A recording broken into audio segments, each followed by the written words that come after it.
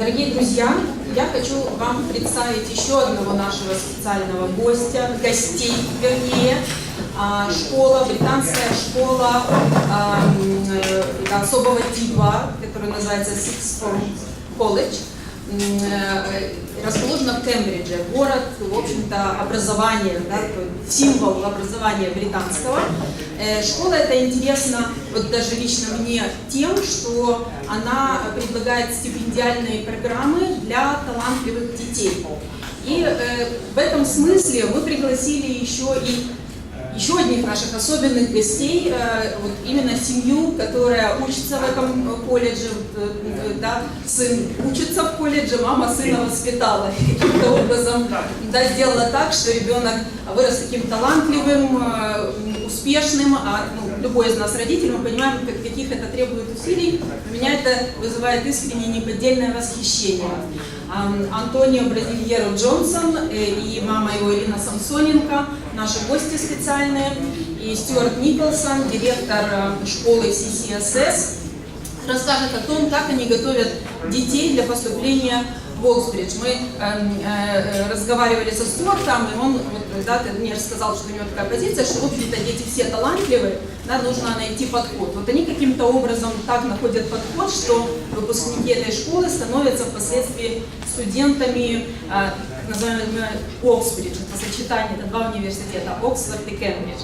Вот. Дальше я передам слово Стюарту, а вот наши специальные гости дадут свои комментарии о том, я не знаю, лично мне интересно, как, Ирина, у вас получилось так вот с ребенком, да, вырастить такого замечательного сына.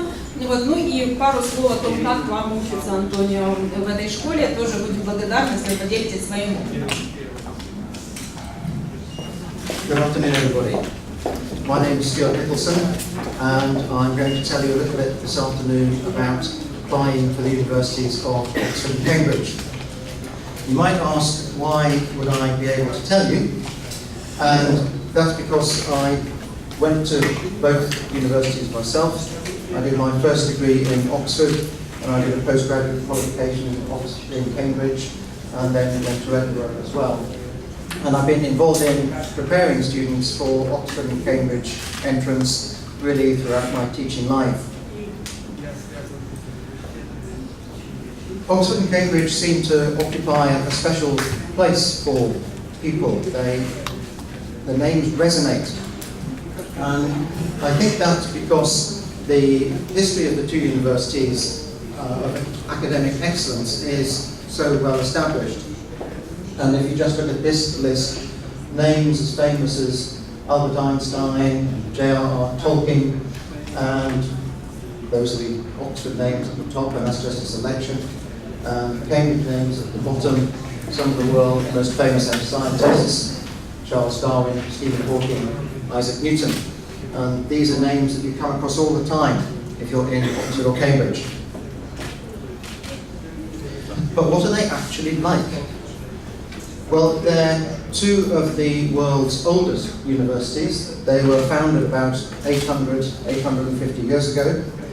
But they're also two of the world's most modern universities, because whichever field of inquiry you're looking at, every field of study, you've got people working at the cutting edge of those types of research, whether it's science or economics or humanities. They also have an unusual structure. They're known as collegiate universities. Each university is made up of separate colleges. In Oxford's case, there are 38, and in Cambridge, there are 31. And I'll explain a little more about that shortly. They're very personal. The college I went to in Oxford has only 300 students, so you know each other very well, and you know your tutors very well, you know the college very well. They're quite difficult places to get into. The academic standards that they require in order for entry are very high. And then when you get there, the courses themselves are pretty tough. So they're not the university for everybody, because they are pretty tough courses. Now I'll try and explain the structure.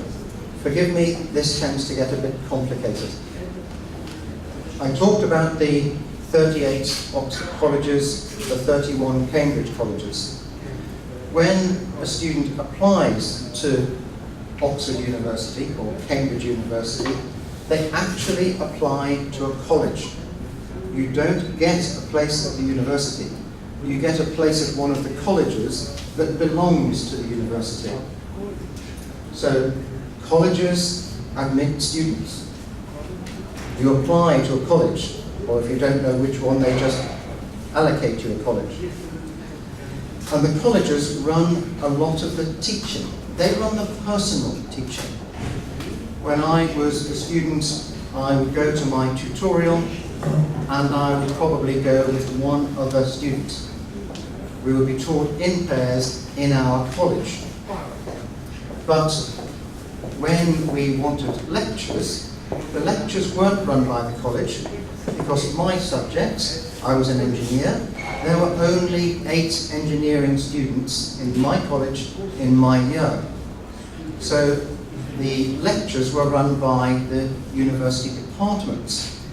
And I used to go to the engineering department with all the engineers from all the colleges. So when we all were together, there were 150 engineering students coming from the 38 colleges. So colleges were doing the tutorials, departments providing the lectures, and the engineering department set my engineering exams. And the only time I saw something that had the University of Oxford on it was when they gave me my degree certificate at the end. I had been taught in my college, I had been taught in the department, and eventually I got a piece of paper that said University of Oxford. They gave me my degree.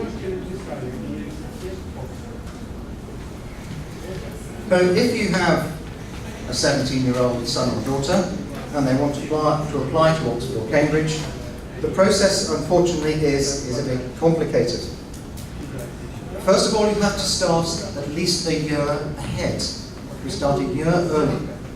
Now, if you want to start next October, I'm just checking the date.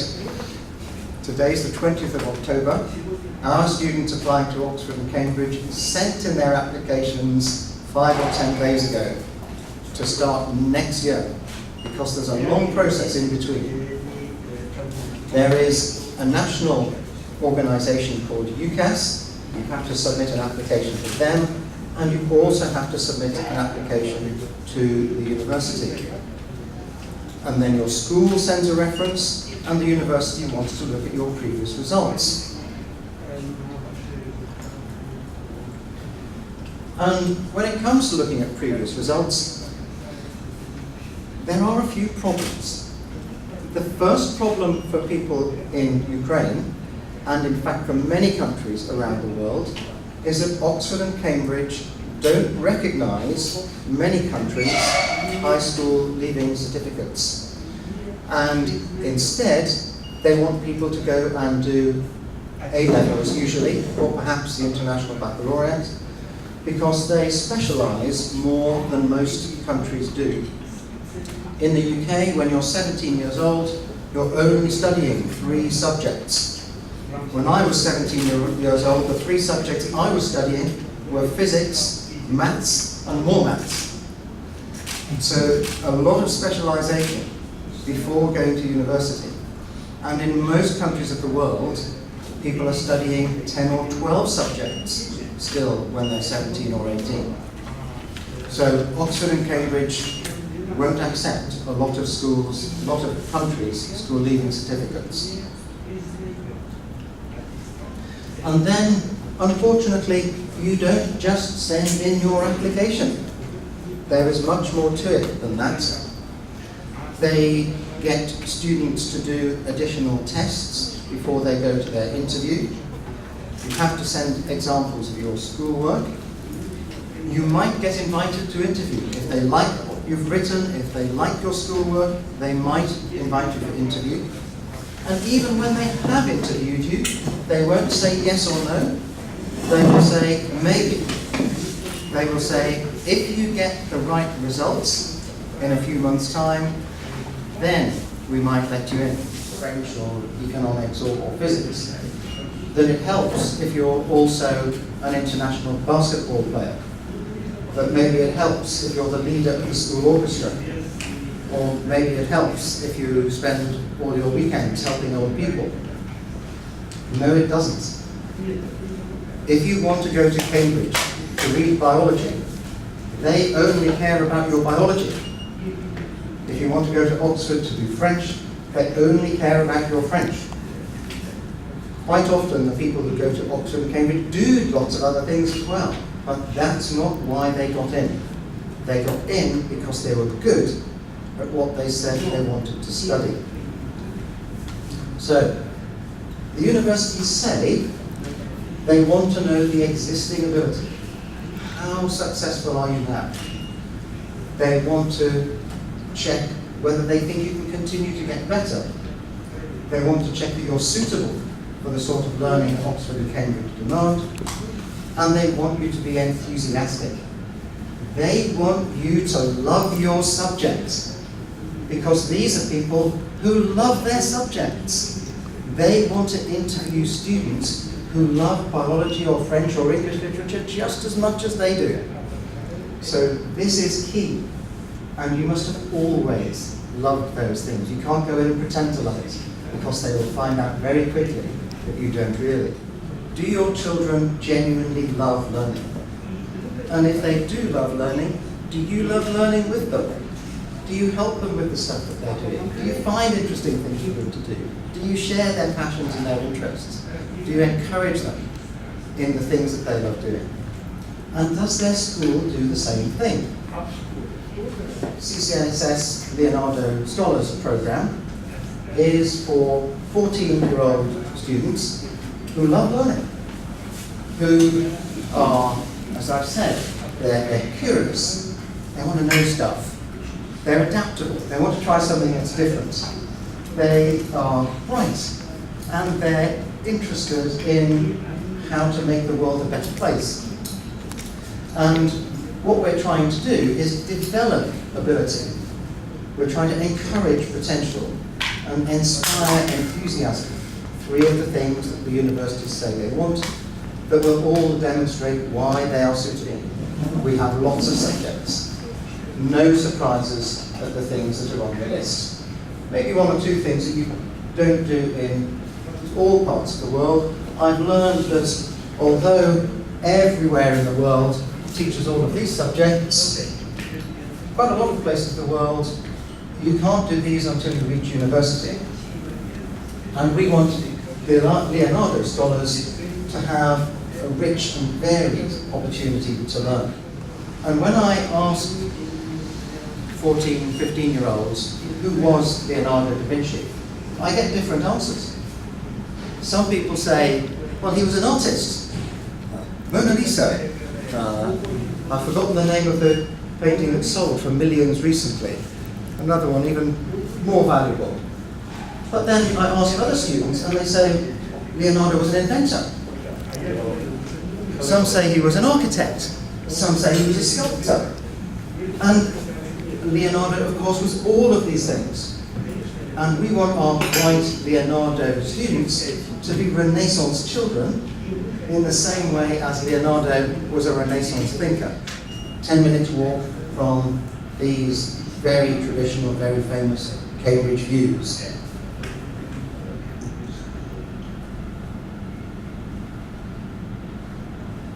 This is one of the CCSS buildings. Here's my office. And that building actually also belongs to the university. So the college is within the university. This is where some of our students live. We have 3 boarding houses, which are centrally located again in the heart of Cambridge, and they're well equipped. This one is right beside the University Botanic Garden. Typical bedroom in that boarding house. Тут нам все очень хорошо устроено тем, что тебе специально дают вот именно, ну вот столько времени, сколько тебе надо, чтобы добраться от одного здания в другое. То есть там, например, вот там, где сегодня офис, там есть также кафе сверху. Там, где ты можешь поесть, всегда ты используешь свою карточку, и там можешь включить, ты всегда можешь там поесть. Если ты хочешь, если ты не близко этого здания, ты ближе к, например, Кэрпису, где у нас завтрак и ужин, то ты можешь туда пойти, там даже ланч тоже там очень хорошо готовят, очень вкусная еда, все очень хорошо. А как переходить с одного здания в другое, они достаточно близко, минут 5-10 где-то примерно ходьбы, причем в центре Кембриджа, там все очень легко и все очень приятно. Все удобно устроено. А за домом скучаешь? Да. Задают домашние задания. Да, все время задаю домашние задания по всем предметам, после чего у нас есть время с 7 до 9, это у нас получается IGCSE или надо программа, там, где у нас 2 часа мы должны делать задания, домашку нас контролируют, они могут помочь, если мы что-то не поняли. А если не делаете, что происходит? Вместе делаете, да, получается. Мы делаем все вместе, и нам помогают. Там есть люди, которые нас контролируют и могут ответить на некоторые вопросы. А если ты что-то не успеешь, можешь потом еще закончить, потому что у тебя есть время до 10. А уже в 10 это уже отходит по комнатам. В чем самое разительное отличие между школой, к которой мы привыкли здесь, и когда вы переезжаете туда? Что самое запоминающееся впечатление? Мне кажется, самое запоминающее – это как они обучают. То есть у нас есть такой принцип, что мы учим кусок темы, но мы ее полностью не учим. То есть мы не учим всю базу, мы учим куски только для этой темы. У них там как? Они нас обучают всему, всей базе, чтобы дальше нам легче было развиваться. То есть если мы идем в какой-то другой, если мы хотим какую-то лекцию или что-то, мы уже будем знать эти базы. То есть мы уже будем знать, как решить уравнение, что такое корень, что такое. Все разные формы. То есть нас обучают самой главной базе, которая тебе нужна будет, а уже A-level это уже как бы усложняется, тебя уже готовят, все это Оксфорд и Кембридж. А в организации уроков, вот в том, как они проходят? Поскольку учеников в классе? Получается, у нас все очень хорошо устроено, что у нас, например, в моей программе это 7 людей в классе, то есть это достаточно индивидуально.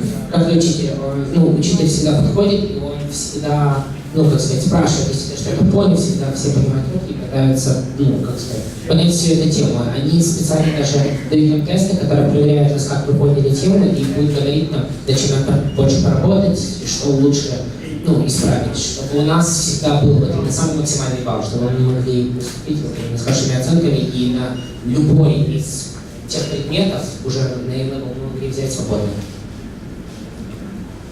А есть не успевающие? По крайней мере, нет в классе, потому что все учителя пытаются помочь, и всегда можно подойти и уточнить. Нет такого. Если кто-то не будет успевать, то учителя будут с ним больше работать, больше будут усилия ему отдавать и будут больше, к нему индивидуально подходить и пытаться его всегда поднять на уровень группы. А ты один живешь? У нас в пленарной программе мы парами живем, не все, но парами, но некоторые живут по отдельности, там зависит, как тебя расселили. Но не более 2 людей. А как с друзьями? Друзья там очень хорошие, там люди, ты с разными говоришь, там, кстати, все время пересекаешься с A-level студентами, с выше GCSE студентами, то есть там ты всегда можешь говорить с разными людьми, и там все очень по-дружески и хорошо. А из каких стран студенты в основном? С кем ты дружишь? Я дружу со всем своим классом, потому что это очень-очень хорошие, открытые люди, которые, А откуда они? Откуда эти? Получается, с Кореи, с Китая, с Германии и с Украины. Чому треба бути обдарованим, щоб туди потрапити? Я сам музыкант, я уже играю 10 лет на фортепиано, побеждал в многих международных и всеукраинских конкурсах. Я, кстати, там, если пройти туда, меня награждали в книге рекордов Украины. Самое главное, я считаю, это тебе надо быть просто хорошим человеком, и надо просто быть творческим. То есть заниматься собой все время и не перестать. То есть брать разные хобби, брать разные дела, и, конечно же, учиться в школе.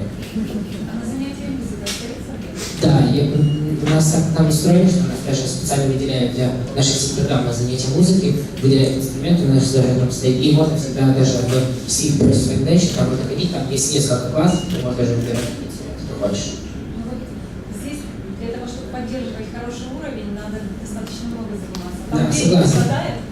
Да, хватает достаточно, потому что если ты можешь все успеть, если ты пытаешься, то есть ты можешь всегда себя подавлять, что ты можешь всегда себя успеть. Там они специально делают так, что у тебя будет свободное время, и ты можешь отдохнуть, и ты вот как раз тут специально выделяют время, когда ты можешь заняться, чем ты хочешь. И я могу заниматься музыкой, для меня это удовольствие. То есть для меня я это больше считаю не работой, а больше как хобби, больше как, моей жизни. Выступать там уже доводилось? Выступать нет, но всегда могу, то есть там проводятся какие-то мастер-классы, проводятся какие-то концерты, как раз в Оксфорде всегда можно куда-то ходить, иногда, может быть, начинаются концерты. Я там только полтора месяца, вот я еще не знаю, все расписание на весь год, но мне говорили, что да, будут какие-то такие вещи, какие-то концерты, я готовлюсь, работаю. Да. Спасибо большое, Антонио. Антонио, между прочим, самый молодой музыкант, сыгравший сольную программу на сцене Карнеги Холл.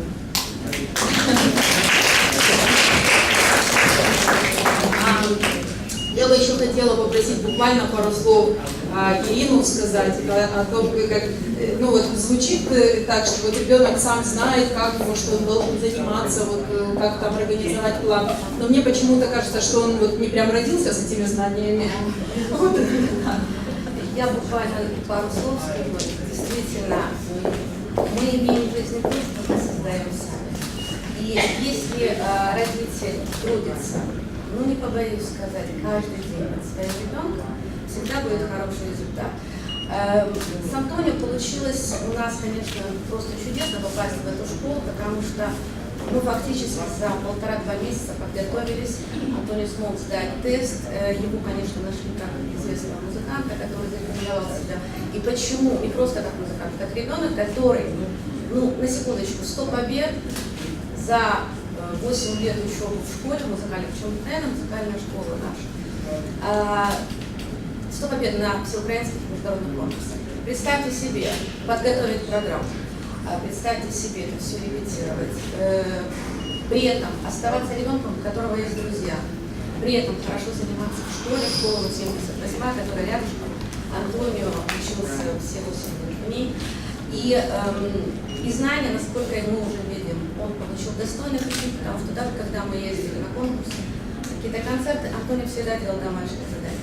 Поэтому, если вы родители, есть у вас еще время, год, 2-3, для того, чтобы подготовить вашего ребенка к поступлению в хорошую, достойную школу, занимайтесь с ним каждый день. И, безусловно, разговаривайте со своим ребенком, насколько он хочет действительно учиться.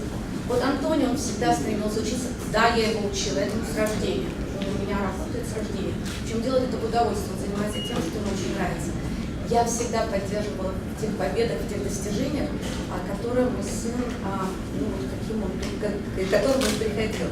Поэтому я всем родителям говорю, трудитесь, верьте в своих детей, любите, обнимайте каждый день. И я думаю, что все получится. Еще один момент. Наверное, когда в вашей жизни встречают у меня, год-два назад был большой вопрос, куда моему ребенку идти дальше. Я понимала, что ему необходимо европейское, британское образование. С чего начать, да? Что есть что? И в моей жизни появилась Ольга. Ольга представитель этой школы в Украине. Рекомендую, обращайтесь к ней. Человек, который закончил эту школу и университет Британии. То есть это тот человек, который оттуда, который непосредственно может рассказать, как это быть студентом. Да, подскажет, как подготовиться, подскажет, что самое важное, на что уделить внимание. Нам Ольга помогла за 1,5 месяца подготовиться. Безусловно, у Антонио у нас не было каникул в этом году никаких. Но ничего, он с удовольствием взял дополнительные уроки каждый день. Физика, химия, математика, чтобы подтянуть нюансы, которые, может быть, мы упустили. Мы поработали, Ольга нам помогла с оформлением, кстати, что очень тоже важно, всех документов. Виз. Все, что необходимо для ваших детей, очень важно, чтобы здесь был специалист, который вас четко направит последовательно, без ошибок. Очень многие, я знаю, делают ошибки, обращаются к непрофессионалам. И в результате теряется время, чтобы ваш ребенок поступит. Но вы можете потерять год, вы можете потерять какое-то время, потому что получилось что-то не совсем так. И еще раз, вот вам пример ребенок, который родился в Украине, который вырос в Украине, который хорошо учился и поступил, и на сегодняшний день я знаю, что он, вот были такие промежуточные экзамены, да? Да, у нас... Вот, они хорошие. Еще что очень важно с этой школой. Да, сейчас я тебе...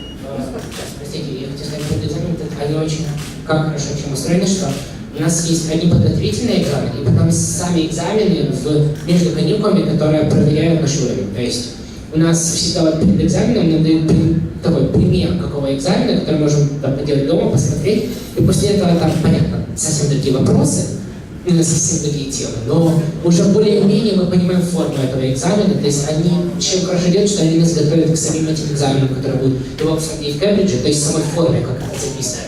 То, что у нас, к сожалению, часто не делают, то есть у нас просто там экзамен, как написали, а там вот именно показывают, как именно вот правильно написать экзамены, то есть как написать так, чтобы оно соответствовало нормам. Я хочу сказать еще пару хороших слов по поводу педагогов. И организация, руководство школы сделала так, что мы, родители, даже не находясь на территории Британии, мы можем быть в постоянной связи с ними. И вот после того, как закончилась вот эта четверть, у нас был беседы, да, разговоры с каждым из педагогов, которым мы выбрали, кто нам, я посчитал, нужно поговорить. Какие слабые стороны у Антонио, какие плюсы, на что уделить внимание. И все педагоги говорили не только о том, насколько у Антонио знания высокие, низкие, достаточные, нет, какой он человек, насколько он общение его в классе с другими учениками правильное, либо неправильное.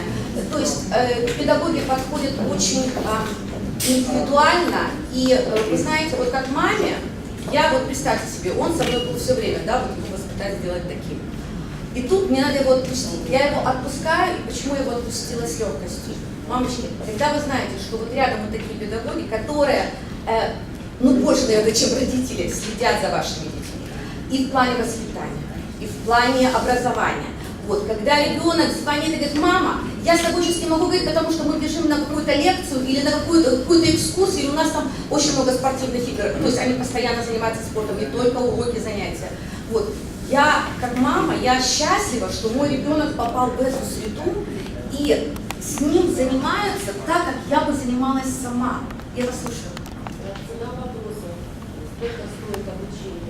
Значит, Леонард, наверное, Ольга, наверное, вам лучше дать слово, потому что вы более... Да, лучше. Я могу просто немножко некорректно сказать. Смотрите, так у нас не так долго времени, в принципе, можете потом подойти к нашей стойке номер 12, я более подробно расскажу. Но так как это стипендиальная программа, да, то есть это программа для особых студентов, на нее мы предлагаем 50% скидки. Вот, то есть это всего 12 мест в год мы выделяем на эту программу, поэтому я вам более подробно все расскажу.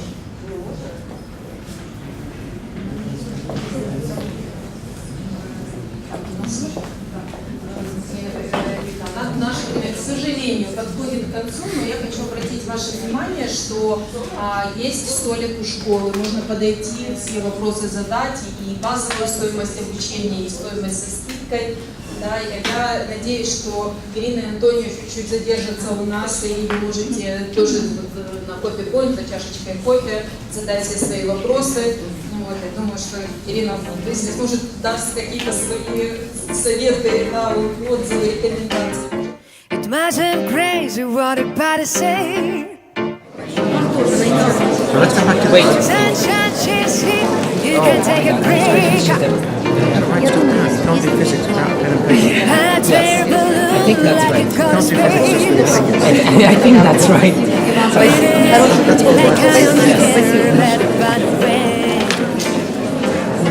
Because I'm very glad alone. If you feel like the